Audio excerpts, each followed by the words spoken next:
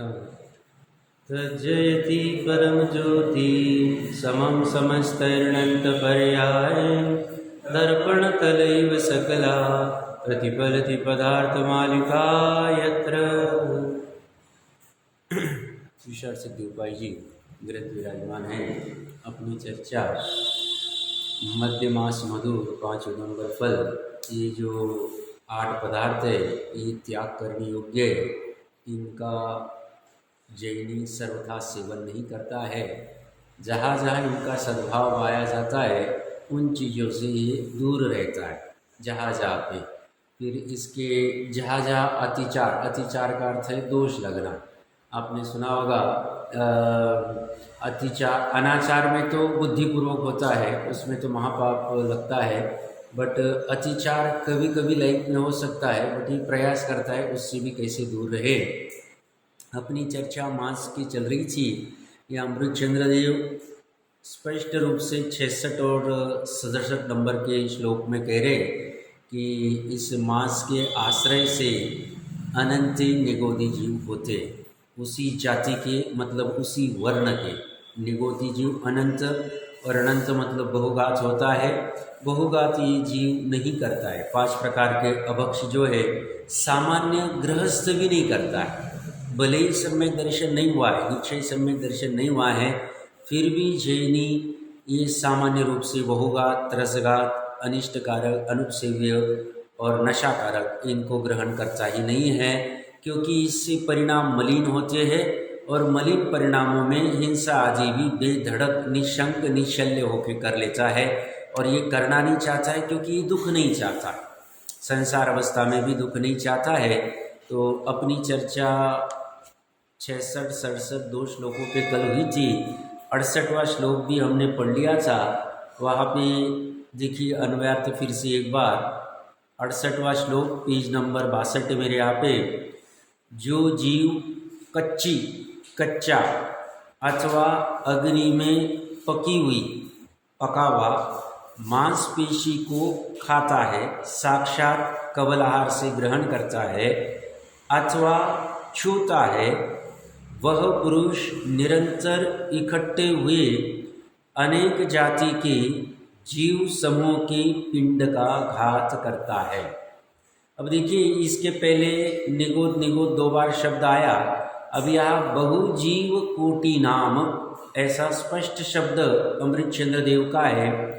अनेक जाति के,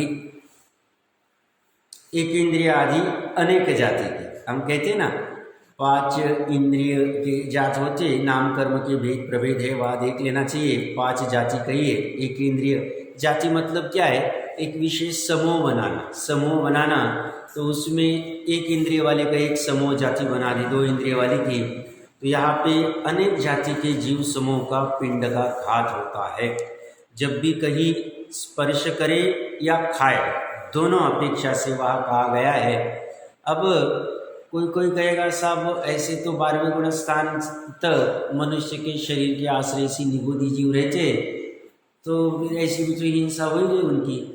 वो अशक्य हिंसा है, वो हमारे हाथ में नहीं। क्योंकि हम शरीर का अभाव कर भी देवे, मनुष्य बहुत दुर्लभ का, तो भी नया तो भाव मिलने वाला है जब तक सिद्ध अवस्था प्रकट नहीं होती। तो हमारे शरीर के आश्रय से जो निगोदी जीव होते हैं उत्पन्न 12वें गुण स्थान तक रहते हैं, उनका हम कुछ भी नहीं कर सकते। तो वहाँ तो हमारे हाथ में कुछ भी नहीं है, कुछ चीज़ें अशक्य होती। बट जो चीज़ें हम अवॉइड कर सकते हैं उन चीज़ों का त्याग करना चाहिए। प्रकरण यहाँ पे ये चल रहा है।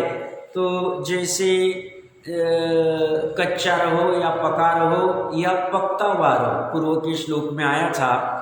सभी प्रकार के मांस में निगोद 2 श्लोकों में कह दिया, 66-67 और 68वें श्लोक में बहु जीव कोटि नाम कह के बहुत जाति के जीव, एक इंद्रिय 2 इंद्रिय आदि अनेक हो सकते।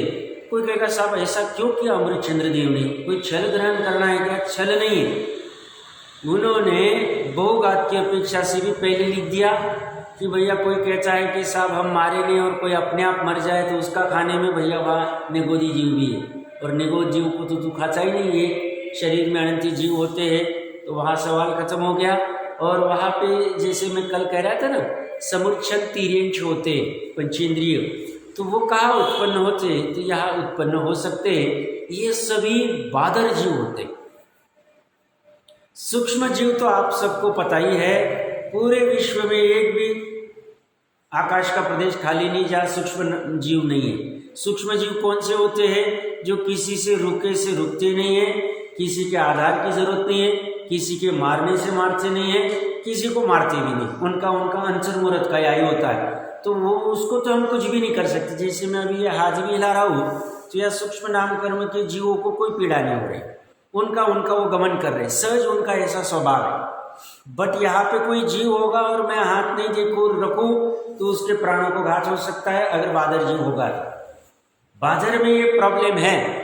तो ये सब बादर जाति के जीव, इसीलिए गोमणसार जीव कांड भी थोड़ा बहुत पढ़ना चाहिए, तो हमें समझ में आता है क्या क्या कैसे 14 गुण स्थान और 14 मार्गणा स्थान जो है, इसी को जीव की खोज करनी। जीव कहाँ रहता है, ये खोज क्यों करनी है? जीव का हमें ज्ञान हो जाए तो हमारे निमित्त से, अयत्ना से वो मरे नहीं, हम निमित्त न बने, इस अपेक्षा से हम सजगता रख सकते हैं। और ऐसी योनियाँ होती है, हम इसमें जाके आए, इतने परावर्तन कर चुके हैं, अब कैसे निकले उससे बाहर, ये जब भाव आता है उस अपेक्षा से बड़ा सार्थक होता है। तो इसका ज्ञान हमें करना ही चाहिए। अब महाराष्ट्र में थे तो वहाँ पे जो श्वेतांबर भाई वो ऐसा मानते हैं कि वस्तु को अगर पका दिया, मतलब उसको अगर अग्नि आदि से या कोई फैक्ट्री मशीन आदि से प्रोसेस हो गया तो वो फिर सचित नहीं होती, फिर लाइफ लॉन्ग वो अचित ही रहती, उसमें जीव नहीं होते हैं।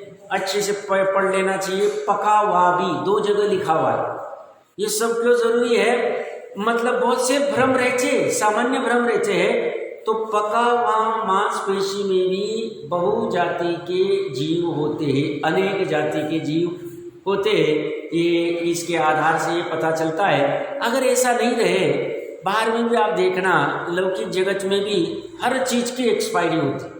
कोई भी खाने की चीज़ रहो, सॉलिड रहो या लिक्विड रहो, लिक्विड भी रहेगा 6 महीना, 2 महीना, 1 महीना, 2 दिन, जितना भी उनका क्राइटेरिया होगा। तो उनको तो कोई सर्वज्ञ का शासन नहीं, फिर भी वो मानते एक्सपायरी। और सॉलिड चीज़ का भी होता है कि भैया आप इसको 1 महीने में, 6 महीने में, 1 साल में जो भी यूज़ करना कर लो। तो सामान्य कहने का कथन इतना ही है कि इसमें ये काल मर्यादा के बाद में उन वस्तुओं में भले ही सचित रहो, अचित रहो, पकी हुई रहो, कच्ची रहो, कुछ भी रहो, उसमें जीव बहु जाति की जीव, अगर मांस होगा तो बहु जाति के जीव उत्पन्न होते। तो बहु जाति के जीव होते तो उनको हम अगर स्पर्श भी करें तो उनको पीड़ा होती है, उनका घात होता है। बादर जीवों का मैंने कल भी कहा था, तिर्यंच और मनुष्य कुछ छोड़ दो ऑप्शन भोग भूमि आदि के, बाकी उनकी सोपक्रमी आयु होती है। तो हमारे टच करने से आदि से भी हिंसा होती है। अभी किसी को अभी बाहर में बहुत उलझन है, वो कहेंगे साहब इतना हमसे पलेगा नहीं, चिंता नहीं करना। देखो हम ये ज्ञान कर रहे हैं, मैं कल भी कहा था और बहुत बार कहूँगा, हम हमारा श्रद्धान और ज्ञान ठीक करने के लिए आए। बाकी चारित्र अपेक्षा से जिसकी जैसी सामर्थ्य होए तो बढ़िया, अच्छा है। बट अभी कुछ कारणवश नहीं हो रहा है। हमें ज्ञान रहेगा, 10 में से 1 बार भी बचते हैं, 2 बार भी बचते हैं, भाव भी आते कि ऐसा नहीं करना चाहिए, मानो हमारी विशुद्धि हो रही है, ये मानना पड़ेगा। और ऐसे करते ही धीरे धीरे हम अपना सामर्थ्य बढ़ा सकते हैं। तो जो भी मतलब मर्यादा के बाहर वाली चीज़ें होती है, उसमें अगर जिनागम में कहा त्रस आदि उत्पत्ति होती है, तो इसीलिए जितना हो सके मर्यादा के बीच में उसको ग्रहण करने का प्रयास करना चाहिए। मर्यादा के बाहर में उसमें अगर 2 इंद्रिय आदि जीव उत्पन्न हो गए तो उनको स्पर्श आदि करने से भी घात का प्रसंग आता है, छूने मात्र से भी आता है। अवॉइड जितना कर सकते करना चाहिए, जितना कर सकते हैं करना चाहिए। बात इतनी सी है। आइए अपने प्रकरण पे। और हाँ जी,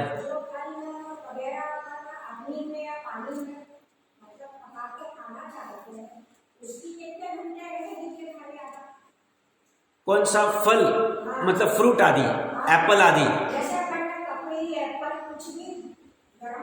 6 घंटा 6 घंटे के बीच में कर सकते हैं उसको। जो जीव कच्ची अथवा अग्नि में पकी हुई मांस की पेशी को खाता है अथवा छूता है, वह पुरुष निरंतर इकट्ठे हुए अनेक जाति के जीव समूह के पिंड का घात करता है।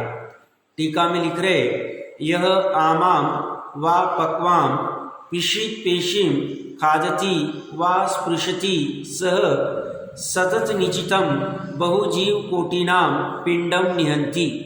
जो जीव कच्चा अथवा अग्नि में पकाए हुए मांस के टुकड़े का भक्षण करता है अथवा हाथ वगैरह से स्पर्श करता है, वह जीव निरंतर जिसमें अनेक जाति के जीव इकट्ठे हुए थे, या निगोद नहीं लिख रहे, अनेक जाति मतलब 1 2 आदि इंद्रिय भी हो सकते हैं, उस पिंड का घात करता है।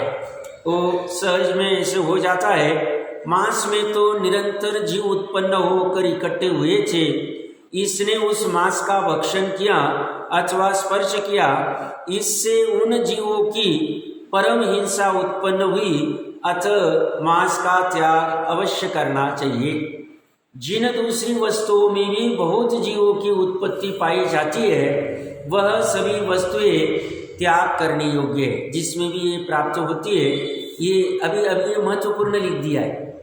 बहुत जीव जहाँ उत्पन्न पाए जाते हैं अन्य वस्तुओं में भी, इसका ज्ञान क्रियाकोश आदि जिनागम से कर लेना चाहिए। जो जीवकांड आदि या अन्य जी शास्त्र है जिसमें जीवों की राशि बहुत है, हमें अवॉइड करनी चाहिए। इसमें ये पढ़ के हमें क्या फायदा होता है, हमारा जैन धर्म बड़ा सूक्ष्म है, ऐसा कथन कहीं नहीं मिलेगा। आप देखना, एक इंद्रिय जीव का कथन कहीं नहीं मिलता है, मात्र जिनेंद्र प्रभु के शासन में मिलता है। हमारा इतना उज्ज्वल शासन है, जहाँ जल में भी जीव के थे, अग्नि भी, जो अग्नि आंखों से दिख रही है उसमें वो अग्निकाय का शरीर है, कहने की सामर्थ्य देखो। और महत्वपूर्ण क्या बात है, हमने कभी धर्म ध्यान का प्रकरण पढ़ा होगा। 4 प्रकार के ध्यान होते हैं, आर्त ध्यान, रौद्र ध्यान, धर्म ध्यान और शुक्ल ध्यान। शुक्ल ध्यान मात्र मुनिराज जो शपक श्रेणी चढ़ते हैं या उपशम श्रेणी चढ़ते हैं उनको ही होता है। क्या क्या होता है वो टेक्निकल में नहीं जा रहा हूँ। आर्त रौद्र ध्यान सामान्यतः निचली भूमिका में होता है। पहले से 5वें गुण स्थान में आर्त रौद्र ध्यान दोनों होते हैं। 6वें गुण स्थान में मात्र आर्त ध्यान होता है, निदान छोड़ के।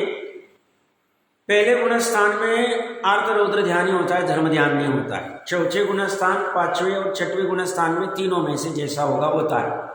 धर्म ध्यान में एक आज्ञा विषय धर्म ध्यान है, बाकी के 3 वेद भी मैं नहीं ले रहा हूँ।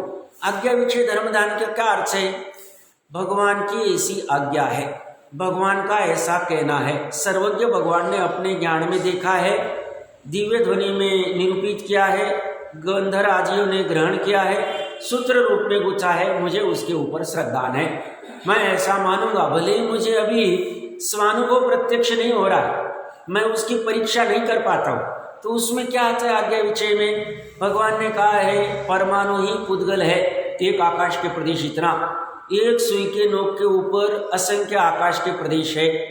भगवान ने कहा है एक निगोद के शरीर में अनंत जीव होते हैं। भगवान ने कहा है आलू प्याज आदि में अनंत से अनंत जीव है निगोद राशि के। हमें आज्ञा विषय धर्म ध्यान से श्रद्धान कर लेना चाहिए।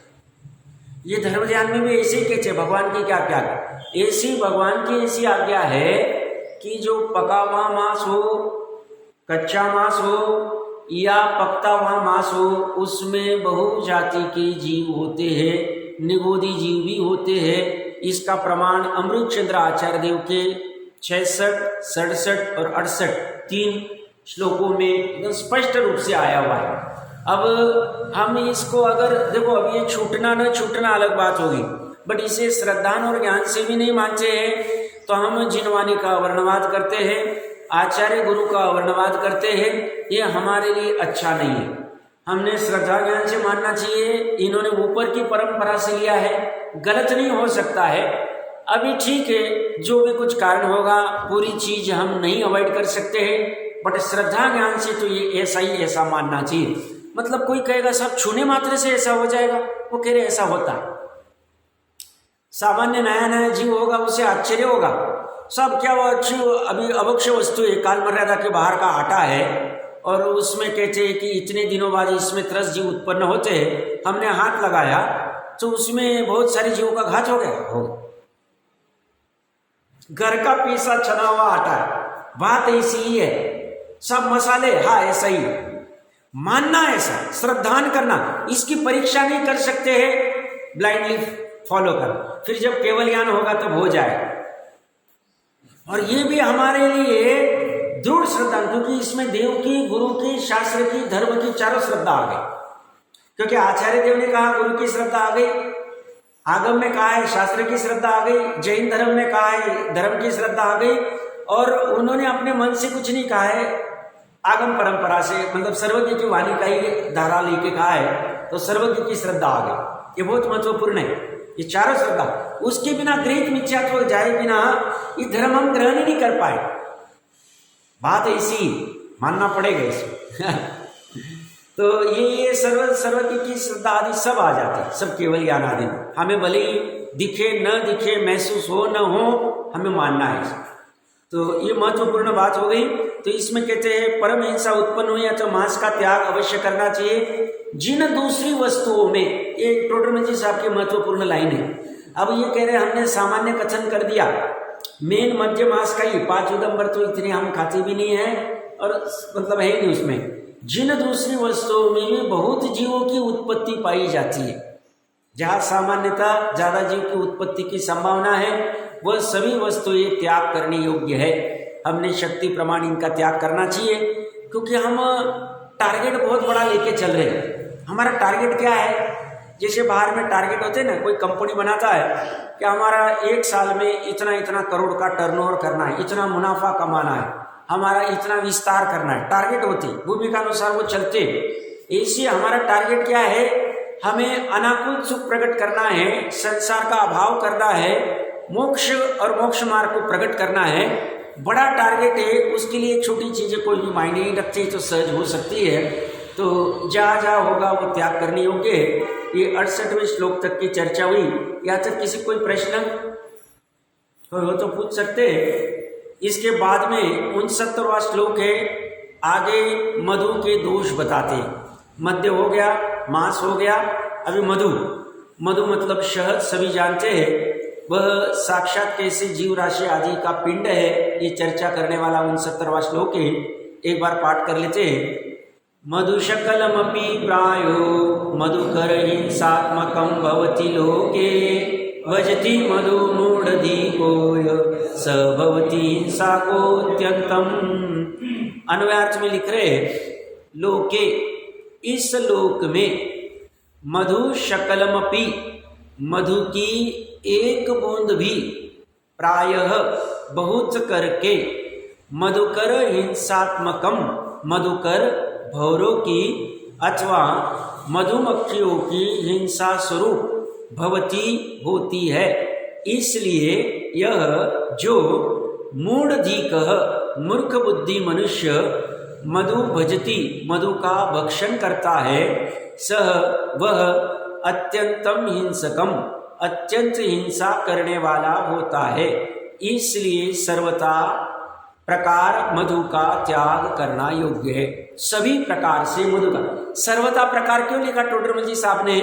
कोई कहेगा हम साक्षात नहीं लेते हैं, बट किसी में मिक्स करके आया है।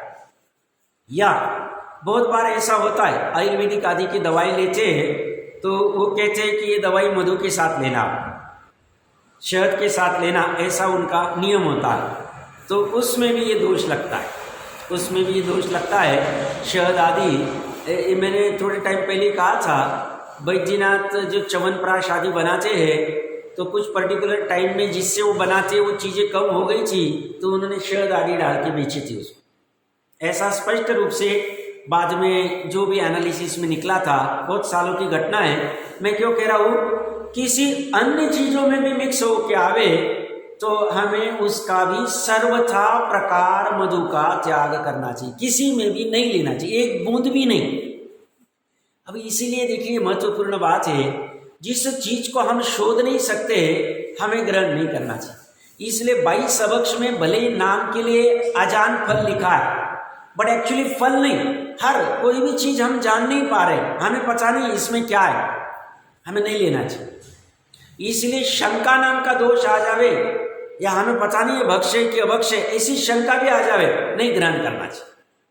मुनिराज तो उनको अगर शंका भी आ गई कि पता नहीं है आहार भक्ष बनाए कि अभक्ष है, प्रासुक है कि अप्रासुक है, ऐसा कुछ आ गया, इमीडिएटली बैक चले जाते, इमीडिएटली त्याग कर देते। शंका अगर फिर भी ग्रहण करते हैं तो उनके 46 दोष में एक शंका नाम का दोष है कि शंका, उसका उनको प्रायश्चित लेना पड़ता है। और बार बार अगर करते हैं तो अनाचारी हो जाए, गुणस्थान पतित हो जाए।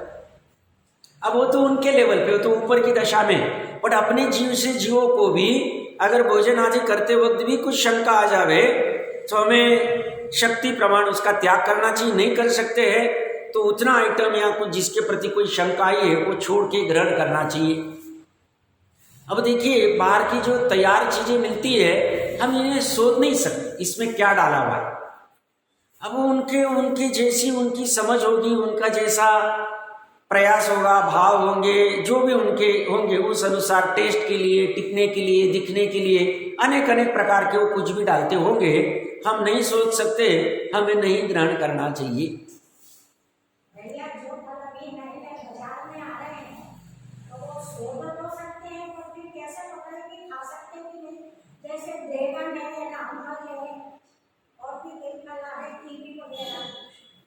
नहीं, इसमें भक्ष अभक्ष की चर्चा की थी तब आप नहीं होंगे। उसमें वो जो छोटी सी पुस्तक में ली थी वह रामफल सीताफल आदि अभक्ष माने गए। उसमें एक तो बीज आदि बहुत होते हैं और दल कम होता है और आंखें निकल गई आदि आदि भी कथन आते हैं, इसी आदि आदि अपेक्षा से वो अभक्ष ही माने गए। उसकी चर्चा पूरी है, वहाँ से आप सांगोपांग देख सकते हैं। तो ऐसा नहीं है कि अभी प्राप्त में कोई फल नहीं है। और मान लो कोई फल अभी जैसे क्रिया कोश आदि में खोले नहीं है, अभक्ष आदि या भक्ष पता नहीं है, हमें शंका आती तो छोड़ देना चाहिए, ज़्यादा विकल्प नहीं करना चाहिए। जैसे छोटा सा उदाहरण देता हूँ, सुरगना फल्ली साउथ में किसी कारण से अभक्ष मानी जाती है। क्या कारण है पता नहीं। ब्रह्मचारी कल्पना बहन जी जब साउथ में गए थे तब उन्हें आश्चर्य हुआ। अब उनके लेवल पे उनकी ताकत थी, उन्होंने छोड़ दिया। वो बोलते शंका आती पता नहीं क्या अभक्ष, उनको कारण पता नहीं साउथ वालों को, बट वो खाते ही नहीं, क्या कारण होगा वो जाने। अपने नॉर्थ में सुरगना फल्ली को अभक्ष नहीं माना, भक्ष माना। अब किसी की ताकत है छोड़ सकते तो छोड़ देना चाहिए। मान लो अभी ताकत नहीं है तो ग्रहण करने का भाव होता है तो एक श्रद्धान में बैकग्राउंड में ये चलना चाहिए। मान लो ये अभक्ष होगी, इसमें मान लो तरसघात भोगात होता होगा तो मुझे बहुत दोष लग सकता है, ये कैसे छूट जाए इसका प्रयास करना चाहिए, ये भावना होनी चाहिए इसमें। तो वो तो सब पुरुषार्थ की बात है, सब पुरुषार्थ की बात है, देख लेना चाहिए कैसे क्या होगा। ये सब क्यों किया जा रहा है? देखिए ये बाहर की बातें क्रिया की चल रही है, बट निमित्त नैमित्तिक संबंध से परिणामों को तीव्र से मंद कषाय में लाना है, बाकी और कोई उपाय नहीं चल रहा है। परिणामों को निर्मल करना है, परिणामों को भिगोना है, परिणामों को ऐसे बनाना है कि जिससे वो तत्व ग्रहण हो जाए। करना तो मुख्य से है वो त्रिकाली तत्व को ही ग्रहण करना है, इसमें कोई दो मत नहीं। बट वो तीव्र कषाय में उसकी संभावना नहीं होती है तो मंद कषाय में होती है। तो ऐसी चीजों को ग्रहण करने से जब करते तब तीव्र कषाय हुए बिना होती नहीं है, इसलिए इनका त्याग कराया जा रहा, बाकी और कोई कारण नहीं। मतलब उसमें इतने सारे जीवों की हिंसा करके भी ये होता है तो कषाय तीव्र होती है, इस अपेक्षा से कहा। अभी उदंबर फल का आएगा, उदंबर फल के चर्चा में आएगा कि साहब ठीक है हम उदंबर फल में साक्षात रस आदि जीव दिखती है अंजीर आदि में, बट सूखने के बाद खाए तो चलेगा क्या? तो वहाँ वो कहेंगे आचार्य देव फिर भी आपको हिंसा लगी। सब कैसे लगेगी? तुम्हारी आसक्ति ज़्यादा है, रागादि की तीव्रता ज़्यादा है, इसलिए उसमें दोष लगेगा। ऐसा स्पष्ट रूप से अमृतचंद्र आचार्य देव श्लोक में कहने वाले। तो मुख्यतः से आसक्ति को घटाना है। कल भी मैंने कहा था अनंत परावर्तन कर चुके हैं, एक भी कर्म मतलब एक भी नो कर्म वर्गनाएं, एक भी पुद्गल हमने ग्रहण नहीं किया, ऐसा बात ही नहीं है। अनंत काल में कर चुके हैं, फिर भी हम तृप्त नहीं हुए, निर्णय नहीं कर पा रहे, तो ये हमारी कमजोरी है, हमारी आसक्ति की प्रतीक है। वो कैसे घट सकती है उसका प्रयास करना चाहिए, बात इतनी सी है। तो यहाँ पे देखिए मधु की इसमें क्या कह रहे चर्चा में अन्वयार्थ में, लोके इस लोक में मधु शकल मपी, मधु की एक बूंद भी, प्राय बहुत करके मधुकर हिंसात्मकम, मधुकर भौरों की अथवा मधुमक्खियों की हिंसा स्वरूप भवती होती है। इसलिए यह जो मूर्ख बुद्धि मनुष्य मधु का भक्षण करता है वह अत्यंत हिंसा करने वाला होता है। इसलिए सर्वथा प्रकार से मधु का त्याग करना चाहिए। एक तो मधु में वो आप लोगों ने कब देखा ही होगा, छत्ता आदि जो बनाते हैं तो पराग आदि ला के रखते हैं, तो फूलों का पराग होता है एक, और वो जो मक्खियाँ है वहाँ पे अपनी विष्ठा आदि भी करती है, क्योंकि मक्खियाँ 4 इंद्रिय मानी गई, तो वो विष्ठा आदि करते हैं। सप्त धातु का शरीर है, विष्ठा आदि भी उसी में पड़ी रहती है एक। दूसरा है उनको जब वो छत्ते से दूर करते हैं तब जो अग्नि आदि से जो भी कोई उनके उपक्रम करते वो करने वाले, उसमें भी बहुत सी मक्खियों का हिंसा होती है, बहुत सी मक्खियों का कलेवर भी उसमें पड़ा रहता है। फिर निर्दयता से निचोड़ते हैं तो उनके जो 4 इंद्रिय जीव है उनका वो मांस कलेवर हड्डी आदि सप्त धातु वहाँ पड़े हुए वो अलग कर नहीं सकते हैं।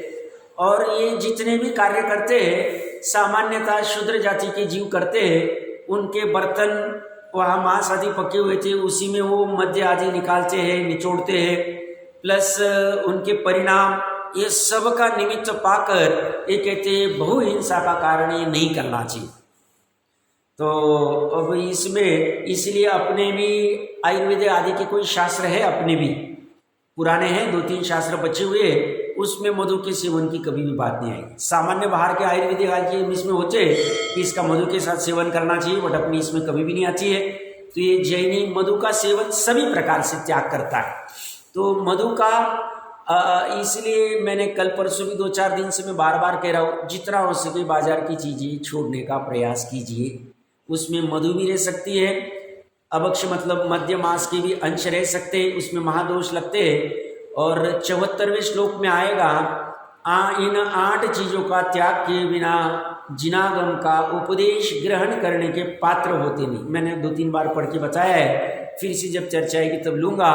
तो ये महत्वपूर्ण, और हमें कुछ भी करके जिनागम का अगर उपदेश हम ग्रहण नहीं कर पाए, अनादि निधन तत्वों को नहीं समझ पाए इस वर्तमान भाव में, फिर कब मनुष्य भाव मिलेगा, फिर जैन कुल कब मिलेगा, हमें भी पता नहीं। तो केवली है नहीं साक्षात। स्वामी जी इतने भाव विभोर हो जाते थे, कैसा गजब है दिगंबर धर्म, कैसी हम तो दासों के दास, जो सर्वज्ञ आचार्य गंधर्व भगवान है उनके जो दास है उनके हम दास। इतनी गजब, मतलब हमारा कल्याण कर दिया इस धर्म ने, तो इतना कल्याणकारी धर्म है। ये कुछ बहुत बड़ी बातें नहीं कह रहे, इसके लिए तो सब कुछ छोड़ सकते हैं, क्योंकि हमें कुछ भी करके जिनागम का उपदेश ग्रहण करना है, जिससे हमारी अनादि की संसार परंपरा, अनादि का दुख टूट जाए। और अनादि का दुख आज तक जितनों का छूटा है जिनेंद्र प्रभु के शासन से ही छूटा है, इसमें कोई दुमत नहीं, कोई दुमत नहीं। और आज भी और भविष्य काल में भी छूटेगा, इसी शासन से छूटेगा और किसी से छूटेगा नहीं। सब आप कैसे कह रहे हो, हमने आगम का सेवन, परापर गुरु का उपदेश और युक्ति का आलम्बन लगा के कह रहे हैं, हमने पूरा जोर लगाया है और होगा ऐसे, ऐसी बात इसमें कोई दुमत नहीं।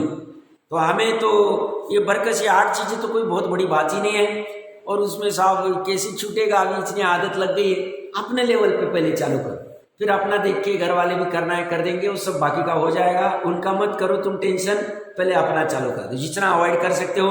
और घर वालों को भी विनती कर दो, भैया आप हमारे लिए मोहित मत कीजिए, हमें अपने लेवल पे अपनी साधना करने दीजिए। हमारे घर पे भी माता जी कभी कभी भावुक हो जाती है, थोड़ा ले ले हमें अच्छा नहीं लग रहा है, मैं बोला आप आपका लेवल का दे, सबका सब छूटा हुआ नहीं, मुझे जितनी ताकत है करने दो।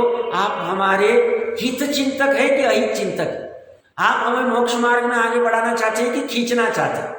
आप अगर हमारे सच्चे हितकारक है तो आप हमें करने दीजिए, बस इतनी सी सामने वाले को प्रेम से विनती रखिए, समझ जाएगा। सामने वाला भी समझदार है तो समझ जाएगा। ये करना शक्ति का, ये पहले क्या पढ़ा, अपनी शक्ति प्रमाण हिंसा का त्याग करना चाहिए, शक्ति का गोपन नहीं करना चाहिए, शक्ति है तो कर लेना चाहिए, ऐसी बात है इसमें। तो ये सभी प्रकार से मधु का त्याग करना चाहिए। आगे 70 नंबर का श्लोक पढ़ लेते। स्वयमेव विगलितं यो गृहीयाद्वा छलेन मधुगोला तत्रापि भवति हिंसा तदाश्रय प्राणिनां घातात्। अन्वय अर्थ में क्या कह रहे हैं? जो कोई छलेन कपट से व अथवा गोला मधु छत्ता में से स्वयमेव विगलितम अपने आप टपका हुआ मधु का ग्रहण करता है, तत्रापि वहाँ भी तदाश्रय प्राणिनाम उसके आश्रयभूत जंतुओं के घात से हिंसा भवती होती है। अब छत्ते से साहब हमने उनको मारा नहीं, वो छत्ते को निकाला नहीं, ना जिसने निकाल के लाया उससे खरीदा नहीं, ऊपर से टपक रहा था और वो ग्रहण किया, तो इसमें क्या बात है? बोलते उसमें भी हिंसा होगी। ये तो सबको पता ही है वो घटना प्रचमानियों की। कोई व्यक्ति के पीछे हाथी लगा था, भाग रहा था, भागते भागते एक टहनी को पकड़ा उसने। अब नीचे क्या हाल हो रहे, हाथी उस पेड़ को जोर जोर से हिला रहा, सफेद और काले कलर के चूहे उस टहनी को काट रहे, नीचे कुआं है और चारों गची के बड़े बड़े अजगर सर्प मुंह फाड़ के बैठे कि जैसे ऊपर से वो व्यक्ति गिरे। है सही, हालत ऐसी है, मोह इतना खतरनाक। और इसमें वो जीव ऊपर से छत्ते में से मधु की बूंद गिर रही और वो खा रहा है और वहां से विद्याधर देव जा रहे हैं। अब कल्पना कर रहे हैं सब घट रहा है हमारे साथ है, हम ही वहां लटक रहे, हम मतलब मैं मेरे लिए समझना, आप आपके लिए समझ लेना। और वहां से विद्याधर जा रहा है, बड़ी करुणा हुई, भैया ये हाथी भी खा लेगा, वो टहनी टूटने वाली, नीचे अजगर है, आजा हम तुम्हें ले रहे। तो हम कहते बस 2 मिनट रुकना। 4 बार बेचारे कहते और फिर उसकी जो हालत होती है वो अनंत भव परंपरा में चला जाता है। अब ये तो प्रचमानी की घटनाएं सिद्धांत ही लेना है, हमें भी ऐसा दुर्लभ मनुष्य भाव मिला है।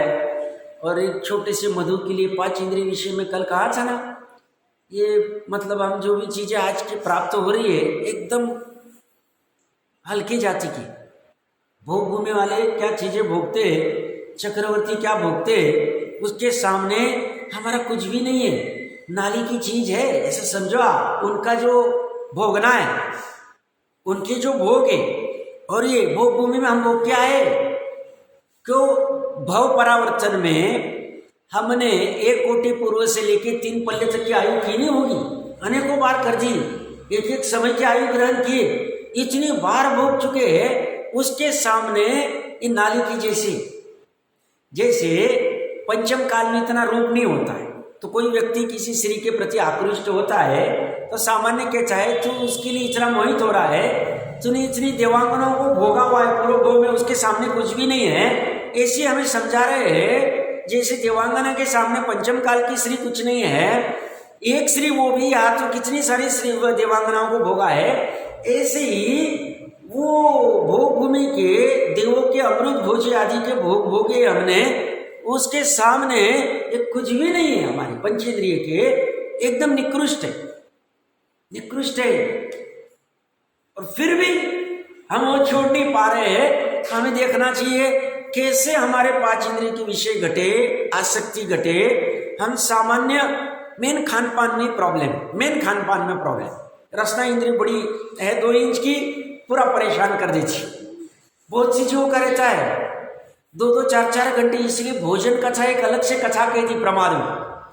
तो कैसे करके हमारे आसक्ति घटे वो देख लेना चाहिए। और हमारा ज़्यादा से ज़्यादा समय तत्व ज्ञान में, वस्तु स्वरूप के निर्णय में, जो व्यवहार सम्यक दर्शन व्यवहार सम्यक ज्ञान का कारण का है, और अशुभ क्रिया कैसे घटे जो व्यवहार चारित्र का कारण का है, वो देख लेना चाहिए। बाकी निश्चय सम्यक दर्शन ज्ञान चारित्र अपने भूमिका अनुसार हो जाएगा। तो ये कह रहे हैं वो तो कहानी अपनी अपनी हो गई। मधु के छत्ते में भी जीव क्यों है? क्योंकि मक्खी आदि अपना विष्ठा आदि डाली हुई है, और प्लस उसमें भी वो जीव उनके मरे हुए वहाँ पे मरते ही, वो तो वही उसी में लिप्त रहते हैं। तो इसलिए कहते हैं कोई कपट से अथवा मधु छत्ता में से अपने आप टपका हुआ मधु का ग्रहण करता है। टपका हुआ और कपट से मतलब किसी में डाल के दे दिया, डायरेक्ट नहीं खाया। इसलिए मैंने 4-5 दिन पहले उदाहरण लिया था, डायरेक्ट जहर खाएंगे तो मरेंगे, और किसी में मिक्स करके जहर दिया तो नहीं मरेंगे क्या, उसमें भी मरेंगे। ऐसे डायरेक्ट मधु छत्ते से खाया या डायरेक्ट मधु खाया या किसी दवाई में मिक्स करके खाया या कोई वस्तु में मिक्स करके खाया तो भी हमें वो दोष लगेगा। कपट से कुछ भी करो तो भी लगेगा। ऐसे ही साक्षात मांस खाया और अगर बाजार आदि की चीजें अभक्ष्य है, उसमें त्रस आदि अंशना यूज किया या और कुछ अन्य किया है, वो चीजों में भी मांस पड़ा हुआ है, उसमें भी दोष लगेंगे। डरना नहीं, ज्ञान करना। ज्ञान समाधान कारक है, ज्यादा डरने की जरूरत नहीं है। बट इसका अर्थ छूटना नहीं, वर्तमान भविष्य ठीक करेंगे, जैसे भी करेंगे तो उसका वो दोष लगता है। तो या कहते हैं वहां भी उसके आश्रयभूत जंतुओं के घात से हिंसा होती है, तो वहां भी हिंसा होती है। आदि इस त्याग को समुच्चय रूप से कहते हैं। अब ये तीनों त्याग इतने महत्वपूर्ण थे कि उदंबर फल के पहले उन्होंने फिर से एक और श्लोक लगा दिया है, एक बार उसका पाठ कर लेते हैं। मधुमद्यमनवणितं पिशितं च महाविकृतयस्तां वल्बन्ते न व्रतिणा तद्वर्णा जंतवत्स्त्र। अन्वयार्थ में लिख रहे मधु, शहद, मद्यम, मदिरा, नवनीतम, मक्खन, च और पिशितम मासम। यहाँ मक्खन को भी ऐड कर लिया है मक्खन को भी ऐड कर लिया है। मक्खन भी बहुत सी जीवों को अच्छा लगता है। अपनी इसमें बचपन से ज्ञान नहीं खा रहे तो बढ़िया है, बट पचा होके भी खा रहे तो छोड़ देना चाहिए। हमें तो ज्ञान ही नहीं था, हमने भी बचपन में मक्खन खाया हुआ है। एकदम गलत बात है, टोटली गलत है। देखो अज्ञान में क्या क्या हुआ है और क्या कहे। और दादी जी कहीं गए थे तो वहाँ कोई परिचित खाते थे तो उनको प्रेम से कहा कि भाई मक्खन में ऐसा ऐसा हमने पढ़ा है, आप मत खाना, छोड़ देना। नहीं बोले, हमें तो मक्खन अच्छा लगता है, हम तो 2-3 रोटी के साथ में लगा के खा लेते, ज़्यादा जमा तो ब्रेड के साथ में नहीं खाना चाहिए। मक्खन में भी है वैसे वो मक्खन प्रॉपर, अगर सामने से दूध लाया है 24 घंटे की मलाई का, अगर 8 प्रहरा घी है उसमें से मक्खन निकाला है, या दही में से जो बिलो के वो मक्खन है, वैसे है भक्ष्य, इमीडिएटली वो आगे पे रख दिया तो उसमें तुरंत हो जाता है अंतर्मुरत में, फिर उसको अभक्ष्य क्यों कहा? तो उसका मुख्य कारण ये है उसमें काम विकार तीव्र उत्पन्न होता है। और काम विकार यह स्वाध्याय तत्व ज्ञान में अपनी साधना में बाधक है, इसलिए मक्खन को अभक्ष्य की कोटि में रखा हुआ है। अभक्ष्य की कोटि में ऐसे दही और गुड़ भी सामान्य अभक्ष्य नहीं, सामान्य, उसमें कोई जीव उत्पन्न नहीं होते, पर वो खाने से कामुकता उत्पन्न होती, काम भाव उत्पन्न होते, इसीलिए उसको नहीं कहा। ऐसे ये मक्खन का भी है। तो यह स्पष्ट रूप से लिख रहे शहद, मदिरा, मक्खन और मांस महान विकारों को धारण करने वाला। अब अभी देखना, ये जो बाहर में मुझे जितनी समझ है, रेडीमेड केक आते हैं ना, केक, उसमें आइसिंग के लिए मक्खन आदि भी कोई डालता है, ये सब टोटली अभक्ष्य। वो बाहर के रेडीमेड केक से, वो तो आपको पता ही है, पटियाला हरियाणा में या पंजाब में कहीं होगा, और 10 साल की बच्ची बर्थडे था उसका, और वीडियो भी बहुत वायरल हुआ है। वो पिता या घर वाला कोई सदस्य लाया होगा केक, और वो केक खा के रात में काल कर गई, 10 साल की बच्ची। वो तो है ही, अब क्या डाला है अब शोध ही नहीं पाते। अब उन्होंने क्या डाला, क्या करे वो जाने, शोध नहीं पाते। बाहर में आपको मैंने पहले भी कहा है, मैं थोड़ा वैराग्य के लिए बार बार कहता हूँ, आप लोगों को लगे क्यों रिपीट करते, हम थोड़े पंचम काल वाले बार बार कहना पड़ता है। अब क्या करें, ऐसी बात है। तो वो कहीं ऐसा चल रहा था, जैसे लव जिहाद चलता है वैसे थूक जिहाद चलता है। लव जिहाद में जैसे अन्य माताओं बहनों को आकृष्ट करके उनसे शादी करा के धर्म परिवर्तन कराना, वैसे थूक जिहाद में वो जो होटल है हमारी, उसमें भोजन में हम थूक डाले, अनुप से भी अभक्ष्य में आते, हम नहीं सोच पाएंगे उसमें थूक डाला है कि नहीं डाला, नहीं सोच पाएंगे। वो नहीं करना चाहिए, एकदम टोटली गलत है। तो कैसे अवॉइड कर सकते हैं? अभी बात करते करते एक घटना याद आई। 18-20 साल पहले पुणे में हमारा कोई मित्र परिचित था, वहाँ श्वेतांबर होटल में गया था अपने जिया जी आदि के साथ में, तो कॉकरोच निकला, काचे काचे वो दिखा। अब वो ग्रेवी में तो दिखता भी नहीं, वो उसे दिख गया। उसने बहुत झगड़ा किया। उसने बोला ठीक है आपका बिल माफ कर देते और ऊपर से 1000 रुपये देते। वो खुश हो गया, वो उसको वायरल करा। अरे भाई इसमें खुश होने जैसा क्या है? अरे तुझे आज पता चला है, ऐसे और खा भी लिया होगा तो कैसे पता चलेगा? वो तो मांस खा लिया साक्षात, धर्म ही नहीं ग्रहण होगा। बात ऐसी, मानना न मानना वो अपना अपना बात है, बट बात ऐसी। तो ये सब मिक्सिंग में मैंने प्रकरण कहां से खोला? ये बाहर के केक आदि में भी मक्खन डाला होगा, क्या डाला होगा, हमें कुछ नहीं समझते, हमें कुछ पता नहीं। खाने में अच्छे लगते हैं, बहुत से ऐसे महाभाग होते हैं, वो 10-20 रुपए का एक छोटा सा पीस आता है केक का, और नजदीक में होंगे मांजिनिस में जाएंगे साहब, मांजिनिस के खाचे, और फिर वीडियो पे डालेंगे देखो हमने खाया, फिर उसको 2-5 लाइकिंग मिलेंगे। तो ये क्या है? ये अभक्ष कह रहे हैं हमारे आचार्य। अब हमें इनकी मानना कि हमारे रस्ता 5 इंद्रिय की मानना, वो हमें निर्णय करना चाहिए हमें क्या करना चाहिए। तो यह कह रहे हैं शहद, मदिरा, नवनीतम मक्खन च और पिशितम मांस महाविकृतय, महान विकारों को धारण करने वाले ताम इन चारों पदार्थों को व्रतिनाम व्रति पुरुष न विलंबते भक्षण न करे। कारण कि तत्र उन वस्तुओं में तदवर्णा उस जाति के उसी वर्ण के धारी जंतवम जीव रहते हैं। उन वस्तुओं में उसी जाति के उसी वर्ण के धारी जीव रहते, बहुत सारे जीव उत्पन्न हो जाते। तो ऐसा स्पष्ट कह दिया है। टीका व्रतिनाम मधु मध्यम नवनीतम च पिशितम ताम महाविकृतयम न वल्भन्ते। व्रतधारी जीवों को मधु, मदिरा, मक्खन और मांस, मक्खन के नीचे नोट दिया है, मक्खन को दही में से निकालने के बाद अंतर्मुहूर्त में तपा लेना चाहिए, अन्यथा वह अभक्ष हो जाए। मक्खन और मांस जो बहुत विकारों को धारण करने वाले हैं तथा इन्हीं के समान अन्य विकारयुक्त पदार्थों का भक्षण नहीं करना चाहिए। ये कह रही है हमने उपलक्षण से कहे प्रारंभिक भूमिका में इतना तो छोड़ो, और अन्य पदार्थों में भी जो विकार उत्पन्न कराते, विकार से युक्त है, जीव राशि है या हमारे लिए विकार उत्पन्न कराते हैं, उनका भक्षण नहीं करना चाहिए। मधु की एक बूंद भी मक्खी की हिंसा से मिलती है। जो मंदबुद्धि शहद खाते हैं वे अत्यंत हिंसक है। जो स्वयमेव टपका हुआ अथवा कपट करके मधु छत्ता में से मधु लेते हैं वह भी हिंसक है।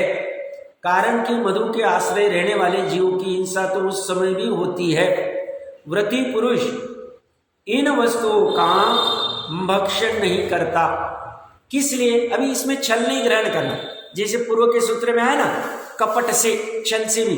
तो कोई छल करेगा साहब हम व्रती नहीं, हम खा सकते हैं, सॉरी हम भले ही व्रती नहीं, 5वें गुण स्थान की व्रत प्रतिमा नहीं ली, हम छठा तो अभी दूर है, 5वें की भी नहीं ली है, हम होंगे चौथे के होंगे या पहले के होंगे, जो भी होंगे, बट हमें भी अगर ये विकार करते हैं, हमारे लिए भी हिंसा का कारण है, पाप कर्म बंधन कराचे, भविष्य काल में दुख देंगे, हमें भी शक्ति प्रमाण छोड़ देना चाहिए, छल नहीं करना चाहिए। व्रती का ऐसा हम करें तो चलेगा, हम करेंगे तो भी पाप तो लगेगा। ऐसा नहीं कि हम करेंगे तो हमें पाप नहीं लगेगा, व्रती करेंगे तो उनको महापाप लगेगा, वो अलग बात, उनका तो धर्म ही नहीं रहेगा, धर्म ही नहीं रहे। मैंने कहा था जैसे दवाई में यूज करते हैं ना, तो महाराष्ट्र में एक पुरुष श्वेतांबर साधु थी, साथ में हमने देखा हुआ है मधु की बोतल साथ में रखते थे, वो दवाई के साथ लेनी, उनको जो भी कोई बीमारी होगी डॉक्टर ने कहा होगा, तो बोलते दवाई के लिए चलता है, दवाई खाएंगे तो शरीर ठीक रहेगा, शरीर ठीक रहेगा तो धर्म होगा, धर्म होगा तो हमारा कल्याण होगा, हम प्रभाव न कर पाएंगे। अब टोडरमल जी साहब ने लिया 5वें अधिकार में, भैया ये वस्त्र आदि शरीर के साधन है, धर्म के साधन नहीं है। तुमने छल से कहा है कि वस्त्र पहन के हमारा शरीर का ठीक रहेगा, शीत आदि का परिचय नहीं होगा और फिर उससे हमारा धर्म होगा, ये छल है, ऐसा नहीं चलेगा। धर्म के साधन अलग होते हैं, तो ऐसे ही दवाई ये धर्म का साधन नहीं है। तो अगर ऐसा धर्म का साधन रहे तो जितनी जितनी दवाई खा रहे सब धर्म कर रहे, फिर ऐसा नहीं है। तो उसका कोई लेना देना नहीं है। ऐसी मधु आदि नहीं, किसी भी हालत में नहीं होगी। तो व्रती पुरुष इन वस्तुओं का भक्षण नहीं करता है। किस लिए? तत्र तद्वर्णा जंतवम, उस वस्तु में उसी रंग वाले बहुत जीव होते हैं। जैसे वो वस्तु है वैसे ही उसमें जीव होते हैं, वैसे रंग वाले, स्पष्ट रूप से रंग वाले लिख दिया उन्होंने। अन्य वस्तुओं के कहने से चमड़े से स्पर्शी घी, तेल, जल अथवा संधान, आचार एक ही चीज है, विष, मिट्टी इत्यादि अभक्ष्य वस्तुओं का त्याग करना योग्य। अभी टोडरमल जी साहब के समय में 2-2, 4-4 महीने आचार बनाने का चालू हो गया होगा। चमड़े की इसमें तेल आदि लाते होंगे, देखिए उन्होंने वो भी कहा है, क्योंकि चमड़ा साक्षात प्राणी आदि के चमड़ी से बनता है, तो उसमें तो अभक्ष्य ही टोटली, उसमें तेल आदि और संधान आचार आदि भी 24 घंटे के ऊपर वाले तो अभक्ष्य ही है। विष, मिट्टी आदि भी खाते जो भी कुछ होते होंगे इत्यादि अभक्ष्य वस्तुओं का त्याग करना योग्य। मुख्य रूप से मध्यमास मधु का त्याग करवाया, तत्पश्चात अन्य अभक्ष्य वस्तुओं को छोड़ने का उपदेश किया है। अब ये कह रहे प्रारंभिक भूमिका में नया नया कई जो धर्म के सन्मुख आया है, पहले ये 3 चीजें उससे छुड़वाई, ये 3 छोड़ देगा, बाद में और भी अन्य अभक्ष्य हम उसकी विस्तार से चर्चा नहीं कर रहे, पहले ये तो चालू करो, फिर बाद में और दूसरी भी छोड़ देंगे। ऐसी सुंदर चर्चा है। इसके बाद में 5 उदंबर फल में क्या दोष लगते हैं, इसके कहने वाले दोष लोगों की चर्चा कर लेंगे। आचार को ही संधान कहते हैं, संधान आचार एक ही है, दोनों शब्द डाल दिए।